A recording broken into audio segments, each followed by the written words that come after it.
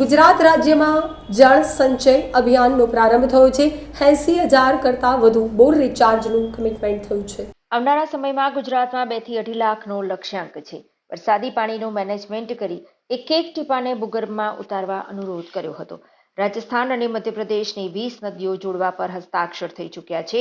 વધુમાં કહ્યું કે ગામનું પાણી ગામમાં અને સીમનું પાણી સીમમાં તથા ખેતરનું પાણી ખેતરમાં જ રહે અને ભૂગર્ભ જળ રિચાર્જ થાય તે માટે જળ સંચય અભિયાન આશીર્વાદરૂપ નીવડશે। 14x45ના મકાનમાં 100 મિલીમીટર વરસાદ પડે તો પણ તેના દ્વારા 1 લાખ લીટર પાણીને ભૂગર્ભમાં ઉતારી હસ્તાક્ષર થઈ ચૂક્યા છે। વધુમાં કહ્યું કે ગામનું પાણી ગામમાં, સીમનું પાણી સીમમાં અને ખેતરનું પાણી ખેતરમાં જ રહે અને ભૂગર્ભ જળ રિચાર્જ થાય તે માટે જળ સંચય અભિયાન આશીર્વાદરૂપ નીવડશે। સુરત શહેરના મહામંત્રી શ્રી કાળુભાઈ, મહાનગરપાલિકામાં શાસક પક્ષના નેતા Shrimati Shashiben,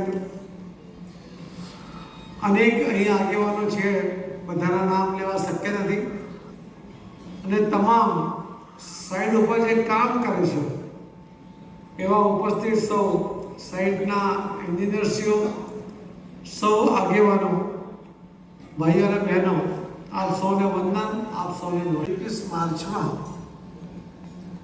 catch the rain નામનો એક પ્રોગ્રામ એમણે જાહેર કર્યો। વરસાદને ઝીલી લો, અને વરસાદને ઝીલવા માટે તમારે રેન વોટર હાર્વેસ્ટિંગ કરવું પડે, પરંતુ ત્યાર પછી કદાચ એમાં ઇલેક્શન પણ સામે હતું, કદાચ એમાં બહુ વધારે પડતું કામ ના થઈ શક્યું, અને આ જવાબદારી પછી સુરતને મળી। મને નથી મળી આ જવાબદારી, સુરતને મળી છે। આપણે સુરતના સીએમ છે જયંતિભાઈ એકલેરા, ના અશોકજી, શ્રેયાંશભાઈ, સુરતના મેયર શ્રી દક્ષેશભાઈ, સંજયભાઈ માંગોકિયા, ચેરમેન શ્રી ડૉક્ટર જિગ્નેશભાઈ પટેલ, મને ખુલાસો કર્યો કે આ ડૉક્ટર નથી, હું આ ડૉક્ટર બિલ્ડિંગ લાઈનમાં ક્યાંથી આવી ગયા, તો કે એમણે તો PhD કર્યું છે।